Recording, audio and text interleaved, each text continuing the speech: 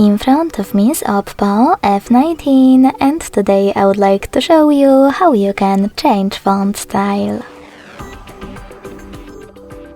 Begin by going into Devices Settings and scrolling down to access Display and Brightness. Following that, scroll all the way down and click on Font. Now you can tap on one of those font styles and check out the chosen one at the top. When you're ready to apply the best one for you, hit Apply button at the bottom. So when I do that, as you can see, style of my text has changed.